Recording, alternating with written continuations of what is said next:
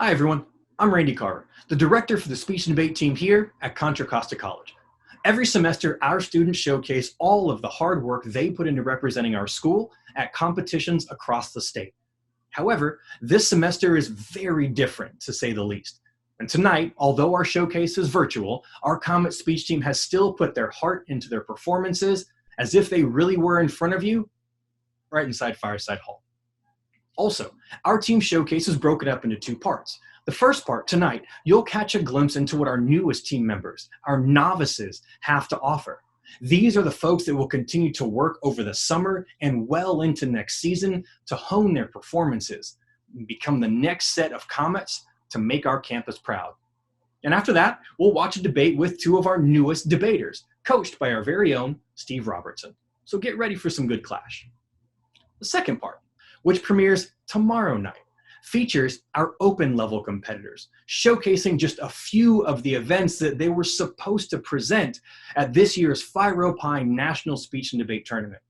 It's going to be great, so be sure to come back tomorrow and see and learn more about what it is that we do and just how great our students are. And before I turn it over to the team, I really want to point out once again that our team, our students, wanted this event to happen. They've taken the lead in recording, uploading, editing, and putting up with me throughout all of this. They've done this for you, our campus community, and we all hope you're able to take just a little something away. And this also would not be complete without mentioning that you need to be following us on Instagram at Comet Speech Team. Be sure to subscribe to our new YouTube channel, click that thumbs up button, and double click that thumbs down. Enjoy. There is a dimension beyond that which is known to man. It is a dimension as vast as space and as timeless as infinity. It is a middle ground between the af and the neg, between platforms and interps. It lies between the pit of man's fear of public speaking and the summit of his knowledge. It is a dimension of imagination. It is an area known as the Novice Speech Night.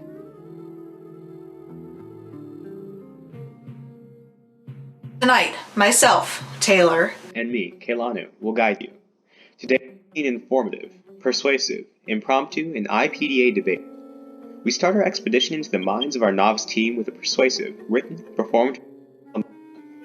Persuasives are original works written by the person presenting. They are 8 to 10 minutes in length and intended to persuade. For our novices, we aim for around 6 cited sources. So without further ado, Abigail will tell us about the flaws within the foster care system. Aiden was just a 2-year-old kid who one day was ripped from a neglectful family home and placed into the foster care system, a system that was designed to help him find a safer home. He became one of the many who ended up in a household associated with a for-profit private agency. However, there was a problem. His new parents weren't so much better than his old ones. Aiden's foster mother had already been accused of abusing children. His foster father admitted to illegal drug usage and gang connections. However, both had been approved by the agency despite their backgrounds. Later, a 13-year-old foster child living in the same home tried to report them, but her claims were simply dismissed by the agency. It wasn't until Aiden ended up in the hospital in a coma with severe abdominal damages and brain injuries that his parents were finally taken away. He was left mentally disabled and blind in one eye, but the agency received little consequences. Unfortunately, Aiden's case is not the first we've seen. Thousands of children are put into foster care every single day. According to Children's Rights, there are roughly 443,000 children in foster care on any given day. Because their home environments aren't so safe, they have to be taken away and placed into newer homes. Much of this ties into the opioid crisis. As the American Psychological Association states, parental substance was a factor in 32% of foster child cases. Over 500,000 people from 2005 to 2015 have died of overdoses, and many children are being neglected of the care that they need. On average, 5 children die every day in the United States as a result of abuse and neglect. However, there's an even bigger problem that is the source of all of this. Many incidents are often not reported by agencies that oversee a foster child's case. Private foster care agencies in particular fail to make these reports but do not receive the consequences of it due to the lack of oversight. As a result, they do not gain negative attention, and for-profit agencies will not see the money they earn decrease in any form. Private foster care agencies end up exploiting these children to make money out of them, but authorities are left with no other choice but to just turn to them. According to The Guardian, councils must abide by the law and have every single vulnerable child in a safe home. When there is not enough caregivers, they must turn to private agencies. The fees paid to these private agencies for each foster child is much higher, almost 92%, than what is given to caregivers registered with the council. In short, these private agencies gain profit out of what authorities have to oblige to by the law. They are focusing more on the money they gain rather than a child's welfare, and as a result, fail to report fatalities due to the possible consequences of losing money. Because of these actions, it is crucial that we analyze the problem, cause, and solution to what the Odyssey calls a broken system. Let's begin by understanding what exactly this problem is. We've seen an increase in the number of foster children in the foster care system now more than ever. Because of this, caseworkers that oversee the homes that children are placed into find themselves piled up with more and more cases each day, which means that the attention they give to each child is much shorter, and often it's not enough to make sure that they're safe. According to Youth Today, the growth of foster care cases in the state of Indiana also followed the rising numbers of child fatalities due to abuse. During its years of immense increase, beginning back in 2014, there was an average of 51 deaths as a result of child abuse per year. But for the 6 years before the foster care panic, this average was only 32. As shown in Indiana, the more that children were taken away from their homes, the more the fatalities due to child abuse increased. Caregivers who are supposed to oversee these children put into foster care find themselves overburdened with so many cases that often they do not spend the time ensuring that a child's home is safe enough. As stated by the Chronicle of Social Change, most caseworkers have no more than once a month contact with a caregiver. This is hardly enough to recognize when a child's home conditions are becoming unsafe. The significant changes that can occur in a household can involve the behavior of both the child or the parents that might be putting the child in danger. This can mean, for example, if the child is acting out and being punished with physical abuse. Many factors that contribute to a child's safety are the things that must be monitored over time in order to have enough knowledge with it. However, with so many cases and not enough contact, these agencies are struggling. A caseworker might fail to see the danger a child might be in, all until something extreme, such as a fatality, happens. Now that we understand the problem, let's get to the cause of it. When these fatalities do occur, it is up to the agency to report it. However, what is being found is that many private care agencies, more specifically the for-profit ones, are either delaying reports of children fatalities or simply not reporting it at all. Why? These for-profit agencies know that an increase in fatalities caused by the amount of cases would give them more negative attention and decrease their performance rating. And because of this, it is probable that they would not be able to make as much money. Therefore, they decide not to report when a child dies due to neglect or abuse and delay the report so it makes it harder for the agencies to be sued. According to Wood TV, 206 child deaths in Michigan went unreported in the years 2014 to 2015. The Office of Children Ombudsman, which is an agency that reviews child fatalities, are the ones who are supposed to receive the reports and identify whether CPS could have done a better job to protect the child. But because they never received word of it, it became impossible to review these cases, and therefore foster care agencies did not face consequences whether they did anything wrong or not. The underreported deaths in foster care only benefit these private agencies instead of harming them. According to the Oregonian, state laws in America make it harder for families to sue the agency more than a year later after the child dies. If these reports are delayed, these families will have no knowledge about the child's death before it is too late. In the state of Oregon, 5 out of 6 reports issued in 2018 were reported to have been published earlier than they really were. Because these fatalities were never discovered until later, it made it very hard for these private agencies to face the consequences of their actions. The deaths of foster care children are a very serious problem in our world today. but they are not receiving the attention they should. Fortunately, there are solutions that I offer, one on the personal and one on the governmental. This issue of private foster care agencies failing to report child fatalities and other important incidents without receiving appropriate consequences, it will only resolve if the system is fixed. Our government needs to make sure that private foster care agencies, as they depend on them, are safe for all the children who come into it. This means that the foster care system should be required to keep track of all the incidents occur and make sure that they are monitoring it more than ever. However, for this to happen, we, the people who make up the laws of society, need to do something as well. Personally, I have reached out to the congressional representatives in my district to inform them of this issue and find out if they have done anything to resolve issues similar to these. However, they clearly had no awareness of the issue, and it was easy to see that the incidents that happened to Aiden and other children had been completely brushed over as soon as they arose. Children are dying and living in fear every day, and that needs to change. The private foster care agencies associated with the foster care system need to be fixed, and for that to happen, it has to start with us creating awareness in society. Children in privatized foster care are suffering, and the agencies are failing to report it. Private foster care agencies, with priorities on profit rather than a child's welfare, know that if they report the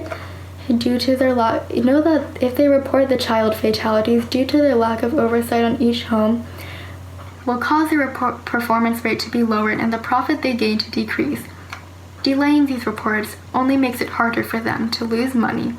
However, the welfare of children is much more important than that. It is up to us to raise awareness and for the government to use the power they have to fix the system. We need to change the system so that these private foster care agencies will take the appropriate steps to creating a safer, trustworthy environment that prioritizes children over money. The Anomaly, that is the speech team, also has a mentor and mentee program. It helps our novices choose topics, get feedback, and push for competition, like with informative speeches. Informative speeches, much like persuasives, are 8 to 10 minutes in length, except these are meant to inform. For our novices, we aim for around 8 sources. I am pleased to introduce my abductee, Kaylin Yun, who will be informing us of a parallel universe, much like our own, where robots have replaced farm labor. According to an article published to The Guardian titled "Tons of Crops Left to Rot," farms continue to suffer from worker shortages despite stepping up direct recruitment in Europe and offering more perks for their farm workers, including higher bonuses for good pickers and free Wi-Fi. Since over half the farm workers in the United States are immigrants, this decline has caused many food shortages. Agricultural robots are here to help. Although they can't fully replace human farmers yet, they definitely have the potential to make growing and harvesting food a lot easier.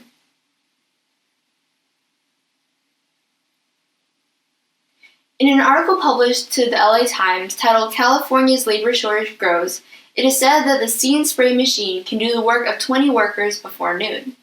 Traditionally, farmers would have to get paid for their work, be transported to the fields, and get rest. But with agricultural robots, farm owners wouldn't have to tend to any of those needs. Additionally, farms wouldn't have to hire corporations for predictive analytics pertaining to crop outcomes, since some agricultural robots automatically collect and analyze data as they tend to the crops. There are a variety of robots, each of which can perform many different tasks. According to the same article published to the LA Times, the functions of agricultural robots can include recording a variety of information and performing different tasks. For example, some can record the size and health of plants, quality and quantity of crops, and even soil quality. They can also perform different tasks, such as harvesting crops, pulling weeds, and packaging products. Now that we've taken a look at some of their current applications, I'd like to further examine what these agricultural robots are, I'd like to further examine some of their current applications, specifically testing different types and usage, along with some of their pitfalls in areas such as inefficiency, product appearance, and difficulties in development. Robots vary based on their size, accuracy, and efficiency. Many robots are still in the testing phase of development, but some are already being implemented by farmers. For example, Dino, a weeding robot, focuses on identifying and extracting unwanted plants. Traditionally, farmers would have to use herbicides and pesticides to get rid of these weeds, but with the Dino robot, it can simply just pull the weed out of the ground, getting rid of the need for these harmful substances. Dino is an autonomous robot, meaning that it can work by itself without any human supervision. The impressive Dino robot can cover 2.5 miles every hour. The operator of this robot can even make a custom schedule, telling the robot when and where to weed. In an article published to Dino's official website, titled Dino, the Weeding Robot, it is stated that the robot's vision system detects crops' rows and adjusts its weeding tool's positions to allow for high-precision hoeing and weeding. While some robot farmers are quite developed, most are only being tested and produced on a small scale. Although this new technology has the potential to positively impact the agricultural system, there are many downsides. For example, success rate, product appearance, and cost. Many agricultural robots have trouble when it comes to locating fruit.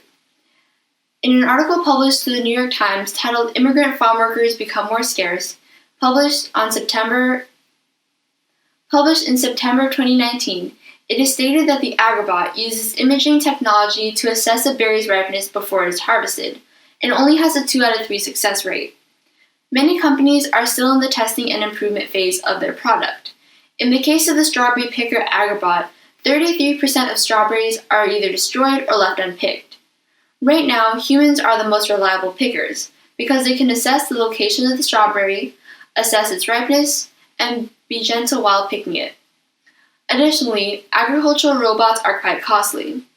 In an article titled Immigrant Farm Workers Become More Scarce, it is stated that a mechanical lettuce harvester made by California-based Ramsey Highlander can cost around $750,000.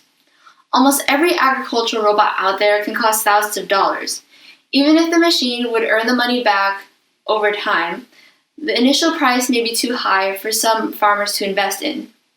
Even after buying the machine, farmers must know how to fix and maintain the machine themselves or hire someone who does. Either way, repairing such a complex contraption is difficult and costly. Now that we've discussed some of the downsides to agricultural robots, I'd like to look into the possible future. As the flow of immigrant farm workers continues to dwindle, agricultural robots will become an essential part of the future. If agricultural robots were fully developed and produced on a large scale, it could be adopted on a large scale. In a world where farms function with the implementation of agricultural robots, the entire process, from growing to harvesting crops, would be made a lot easier. Robot farmers would be able to do a variety of tasks and be of significant help. If not adapted, humans would have to find another way to efficiently and effectively feed the human population. In the past, implementing robotics into jobs has proven to boost the economy. In an article titled 3 Ways Robots Affect the Economy, it is stated that robots and automation increase productivity, lower production costs, and creates new jobs. If robot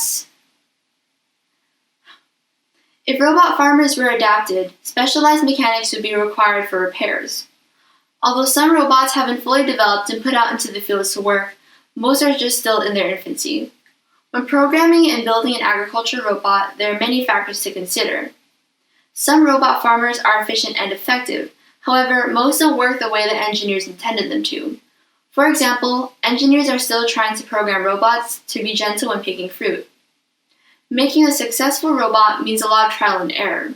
With each test, engineers know what they must fix and will take steps to do so. Now that we've gone over the background, applications, and future of agricultural robots, let's recap the whole concept. The decline of immigrant farm workers has pushed for the development of agricultural robots. This decline has been caused by Trump's immigration laws. By increasing officers and improving border safety, Trump's laws continue to advocate for the decline of immigrant farm workers. As the amount of immigrant farm workers continues to decline, people will continue to go hungry and consumer prices will continue to rise. Robot farmers could be the solution to preventing that grim future. The developing technology is on its way to efficiently and effectively grow and monitor crops, eliminating the need for immigrant farm workers. However, most agricultural robots are still just being developed and still have issues. These agricultural robots can perform a variety of tasks and be of significant help. This new technology might just be a part of the future. There are many different types of events. They can be separated into categories. The last two we saw are platform speeches, but there are others. We'll see an example of a limited prep event. Prakash Shah will be delivering an impromptu as part of the event. He only had 7 minutes to prepare from when he first got the topic to when he had to deliver it. Impromptus are 5 to 7 minutes length, and instead of containing sources, they utilize examples, which can be from different formats such as TV, music, and poetry, even obscure. In the book The Monk Who Sold His Ferrari by Robin Sharma, Julian is the male character who is a very successful and rich person.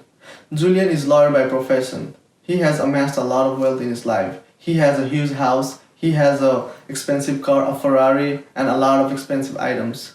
One day while at his job, he gets a heart attack and is hospitalized. After the treatment, the doctor advises him to never go to work ever again, and Julian finds himself very unhappy and disappointed. Julian then decides to sell all of his possessions and go to the Himalayas to find inner peace and purpose and happiness. Which brings me to today's quote. The only person you are destined to become is the person you decide to be, by Ralph Waldo Emerson. This quote means that whatever we accomplish and achieve in our life is because of the decisions we make and the actions we take. I completely agree with this quote. And I will prove this by examples from cinema, real life, and sports. First, let's look at examples from cinema. In the movie Megamind, an animation movie, Megamind is the major character who grows up around prison and a lot of criminals. He learns a lot of bad stuff and becomes a bad guy eventually. Megamind goes on to believe that he was destined to become the bad guy and become a villain of the city.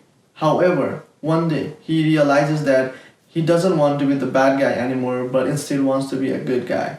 So he decides to be the good guy and saves his city from the threat of another bad guy. And he is respected and well received by all of the city members who previously hated him and disliked him. Now he is accepted as the hero and the savior of the city. So he was able to change his destiny by just making one decision.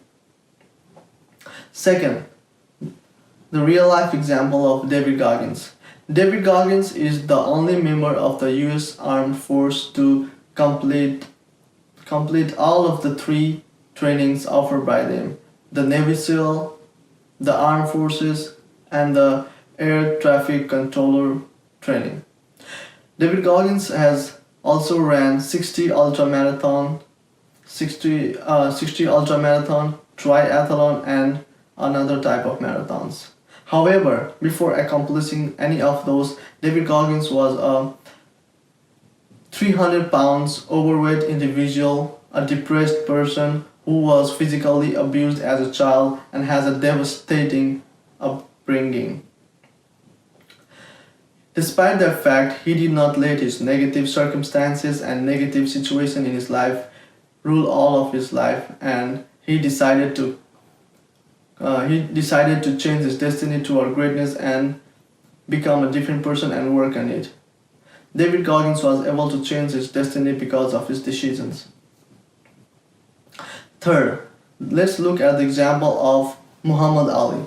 Muhammad Ali is regarded as one of the greatest person and the greatest sports person in the history of any sports ever. Muhammad Ali grew up grew up in a segregated society and a financially challenged family. He took boxing at a very young age and became really passionate about it.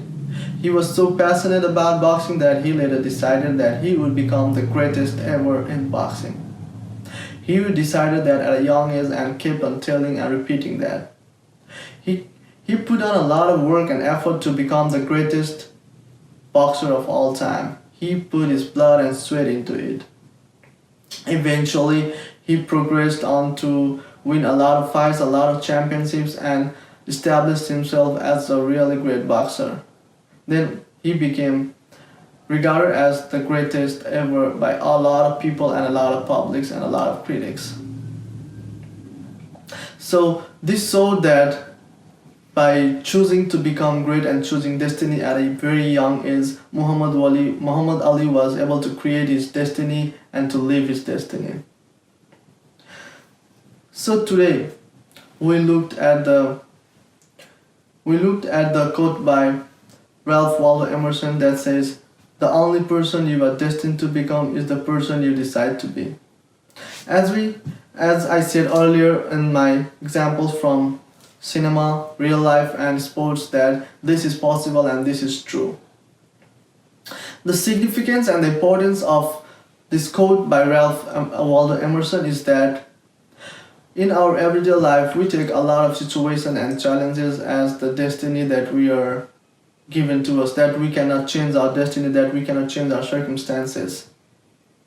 These examples and the quote proves something else. So it is possible to change our destiny, it is possible to change our life and to become a person that has his own destiny or creates his own destiny towards a better future.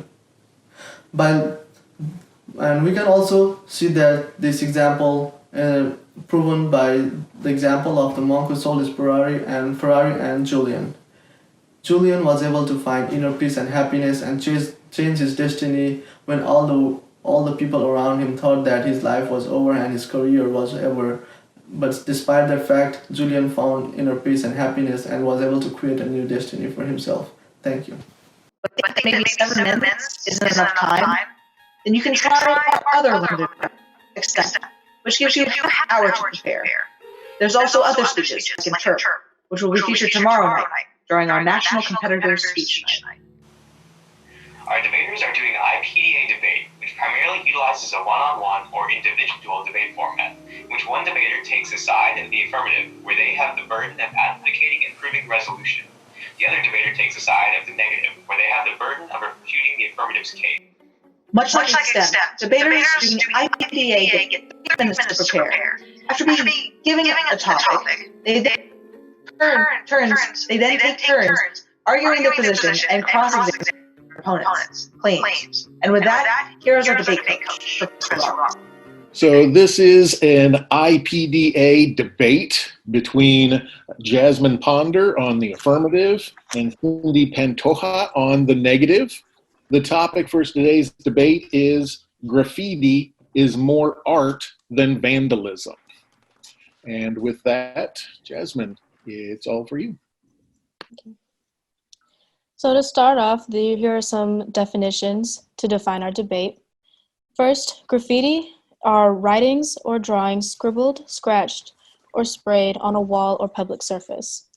Second, art is an expression and or application of human creativity through skill and imagination, producing works to be appreciated for beauty or emotional power. And last, vandalism is action involving deliberate destruction, damage to public or private property. Why graffiti is more art than vandalism is by basic definition. Graffiti is an art form in of itself. It includes writings and drawings, which are also art. Nowhere in the definition does it include the word vandalism, damage, or destruction. The second reason why graffiti is more art than vandalism is that graffiti is identified as vandalism by association. Graffiti has been socially constructed to automatically be associated with vandalism. The main places that graffiti is found is in highly visible locations, such as buildings or the side of walls. and then also in hard to reach places, such as interstate signs and freeway overpasses. And also mobile targets such as public transportation to generate wide exposure. The reasons why they're found in these areas is because the artists want their art to be seen, to be publicly proclaimed, to influence, and to build thought and expression of the viewers. So what are technically murals? Well, murals are paintings executed directly on a wall too, on a public surface. So if the negative is stating that graffiti is more vandalism than an art form, then that would mean that every mural, graffiti, or any other public art form that is on a public surface is also considered vandalism, which is defacing and destroying the public entity. Graffiti is an art form by definition. It is only perceived as vandalism because it is associated with vandalism, usually when profanity or gang violence is used in the art form of graffiti. So when painters paint over the art to display that graffiti is not allowed in a certain area or on certain public entities, then graffiti is basically graffiti is an art form that is discriminated against because it is associated with vandalism. Graffiti is an art form. It should not be considered vandalism. Graffiti is often used to execute the action of vandalism.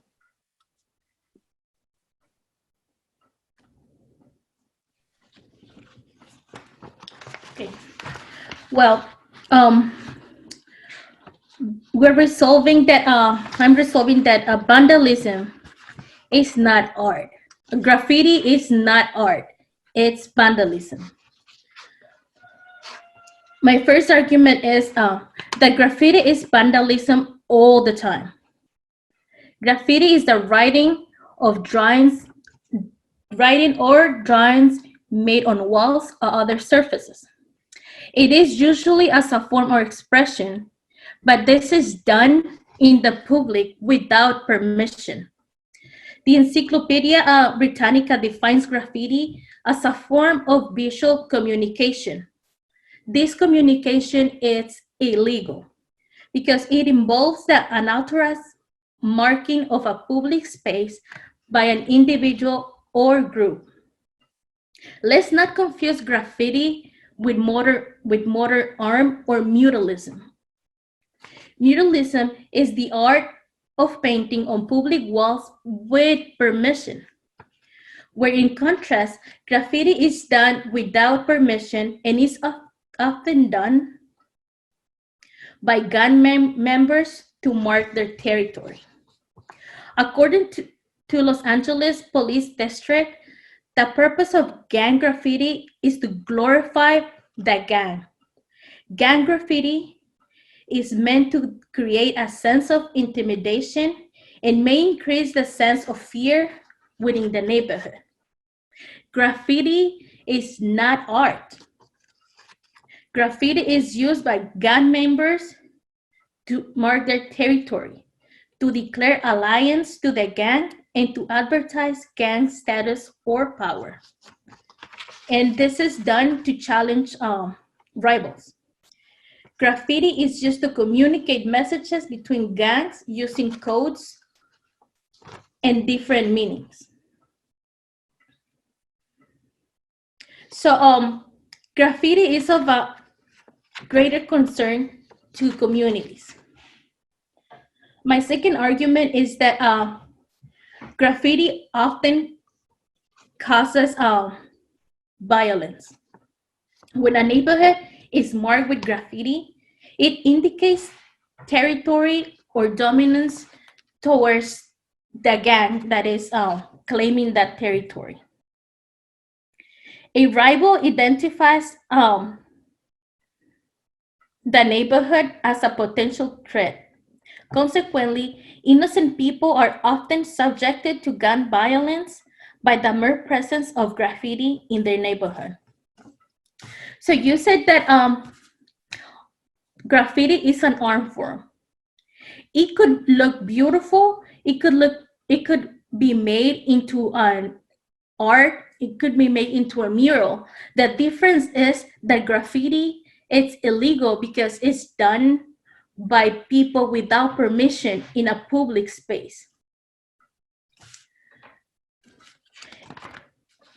So yes, artists can make beautiful murals on the streets, but they have permission from the owner to do it on the walls or by the city officials. So muralism is not graffiti. Graffiti is done without permission and it affects neighborhoods, and it's often associated with gang members. So it could be beautiful, but it's also a crime because it's done without permission.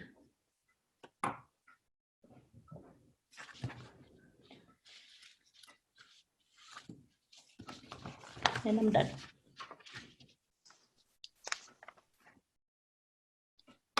You say that graffiti is not legal, but graffiti is an art form that is legal. Vandalism, however, is illegal. And to confuse the two, to confuse graffiti as vandalism is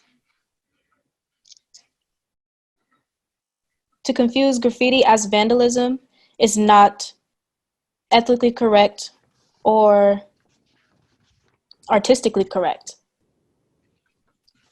Graffiti in of itself is an art form. It consists of writings and drawings that are sketched on a public surface. That doesn't mean that it is done illegally. Like you said, in muralism, to be done with permission. Not all graffiti is associated without permission.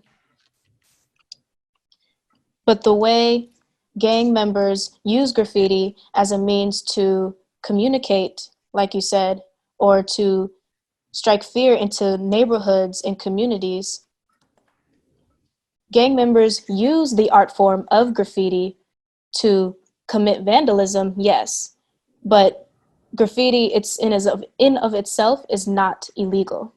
Graffiti is a simple art form that is used to vandalize.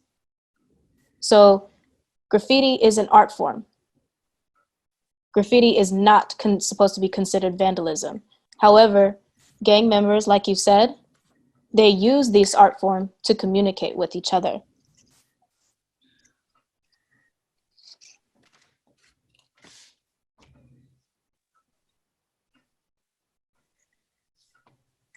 I'm done. Okay.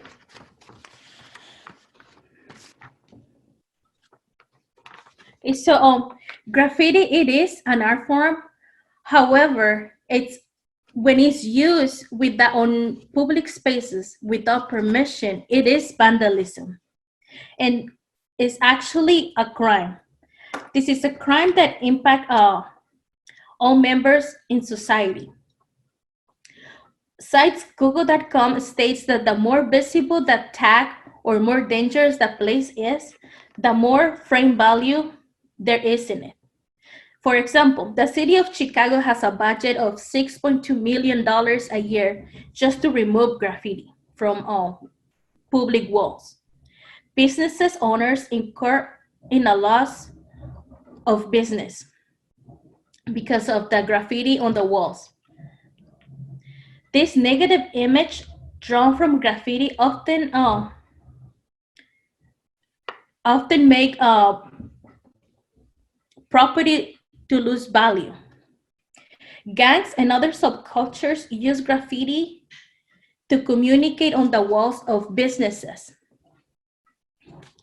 And this often causes fights and killing each other in front of businesses and in neighborhoods because of fighting for territory. So these people living alongside gangs are oftentimes afraid to leave their own houses or even have their home broken into. Graffiti is a form of vandalism and is punishable by law. According to the penalties according to legalmatch.com, the penalties in many states vary depending on the damage that is done on the property and the dollar value requires to restore the property back to its original condition. The penalties that people who's caught doing graffiti on public walls without permission, when the property damage exceeds 400, more than 400, 1 or 2, 3 years, it could send someone for 1 to 3 years to jail, or it also can cause up to a $10,000 fine. The property damage less than 400 is a misdemeanor with penalties of up to 1 year. So community centers are often underfunded. The thousands of dollars wasted on graffiti removal could be used in places such as Richmond Art Center, where community members can learn to paint, can learn to draw, other different kinds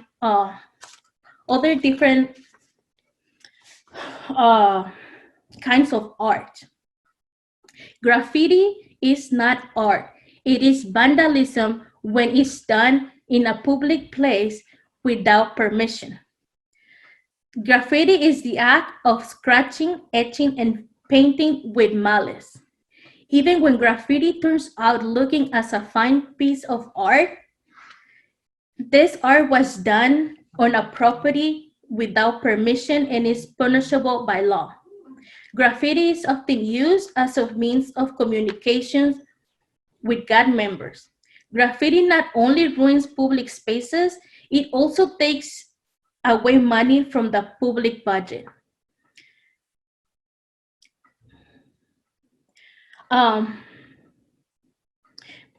Citizens could use these recreational spaces to learn real art. This money that is being wasted on the removal of graffiti could be used to fund community centers where children and citizens can run away from the violence of gangs and drugs. Citizens need these kinds of places where they can practice real art.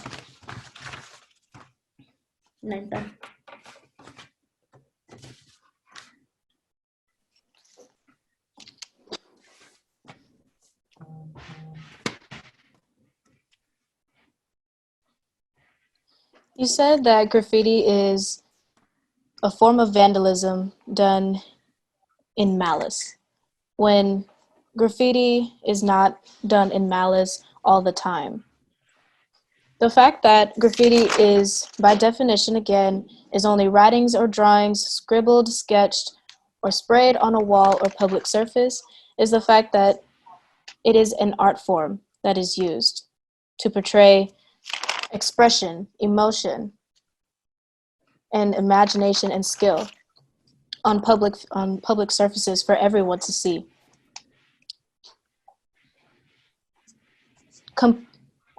Stating that it's not real art is degrading its creativity and its medium. Associating it with gangs and drugs and gun violence is also not an ethical and artistically associated thing to do, because it is not always associated with guns or drugs or gangs. The fact of the matter is that graffiti is a simple art form with writings and drawings. And graffiti is only considered vandalism if it's done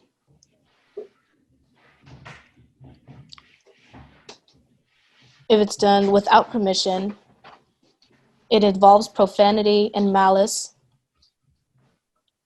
and it communicates fear into communities. as you said. Graffiti in of itself is a simple art form. However, graffiti can be used as a means of vandalism, but graffiti in of itself should not be categorized as vandalism, but it can be used to conduct the act of vandalism, which is why graffiti should be considered more art than vandalism.